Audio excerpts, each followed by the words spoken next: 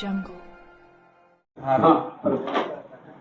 उद्या 19 तारखेला त्या ठिकाणी आमचे राष्ट्रवादी काँग्रेस पक्षाचे राष्ट्रीय अध्यक्ष आदरणीय नेते उपमुख्यमंत्री अजितदादा पवार साहेब या मिरज शहराला येत आहेत. त्यांचा दौऱ्याचा कार्यक्रम आलेला आहे की काही मिरज शहरातले काही प्रमुख उपमहापौरांसह महापौरासह काही नगरसेवक आमच्या पक्षात प्रवेश करत आहेत आणि त्यांचा पक्षप्रवेश त्यांच्या हस्ते आणि कार्यकर्त्यांचा मेळावा अशा कार्यक्रमासाठी नामदार अजितदादा उद्या मिरज शहरात येत आहेत. ते दुपारी 4 वाजता पोचत आहेत. टाकळी रोडवरील आपल्या शाही दरबार तिथं हा मेळावा आणि पक्षप्रवेशाचा कार्यक्रम होईल.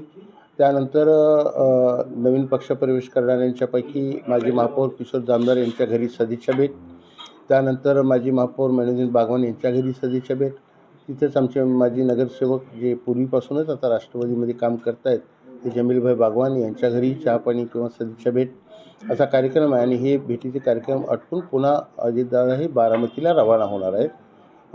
अगदी वेळेवर कार्यक्रम सुरू होईल आणि वेळेत सगळे कार्यक्रम संपून कारण संध्याकाळी पुन्हा बारामतीलाही त्यांना कार्यक्रमांना काही उपस्थित राहायचं आहे. त्यामुळं उद्याचा हा कार्यक्रम नामदार अजितदादांचा जो माझा प्राप्त झालेला आहे तो असा आहे.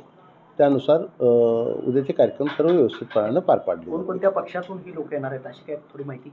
आता खरं तर ते उद्याच बोललेलं बरं असेल, कारण काँग्रेसमधले काही आहेत, काही तुतारीमधले म्हणजे जुन्या राष्ट्रवादीतले काही जण आमच्या महायुतीतल्याच घटक पक्षातले असतील, असं म्हणजे असं काही नाही आहे. त्यामुळं सगळ्याच पक्षातल्या लोकांचं आकर्षण आमच्याकडे आहे. त्यानुसार सगळ्याच पक्षाचे प्रतिनिधी आपल्याला दिसले. निवडणुकांच्या पार्श्वभूमीवर आता काय माहितीकडे काय प्रस्ताव असणार आहे तुमचा किंवा माहितीच्यासाठी प्रयत्न असणार? आता तो प्रस्ताव वगैरे देण्याची जबाबदारी आमच्या शहर जिल्हाध्यक्षांना आपण दिली होती. त्यानुसार त्यांनी पूर्वी 30 जागाची मागणी केली होती.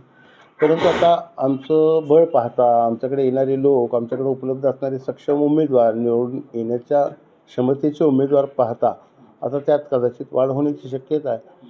आणि त्यानुसार मग त्यांच्याशी जर बोलायचं झालं तर ते बोलतील महायुती. आपण बोलताना म्हणला की महापौर पदाचे दावेदार नक्कीच आपण आज जी परिस्थिती पाहता त्यानुसार राष्ट्रवादी काँग्रेस पक्ष हा 1 नंबरचा पक्ष असेल आणि त्यामुळं जो 1 नंबरचा पक्ष असतो तो महापौर पदाचा दावेदार असतो हे नैसर्गिक आहे. आणि त्या निसर्ग नियमाने मी सांगतोय की आमचा पक्ष उद्याच्या महापौर पदाचा दावेदार आहे. तरी सुद्धा मगाशी आपण म्हटलं अपेक्षित जागा जर नाही झाल्या तर माहिती हा तो पुढचा प्रश्न आहे. पण नाही एक सांगतोय का आमची तयारी आपण पाहता की आम्हाला जर युती नाही झाली तर स्वबळावर लढायला कोणती अडचण नाही आहे. पण प्रायोरिटी युतीला असणार आहे. युतीत जर न्याय मिळाला नाही, व्यवस्थितपणे समाधान नाही झालं तर मग मात्र स्वबळावर लढावं लागेल. ओके.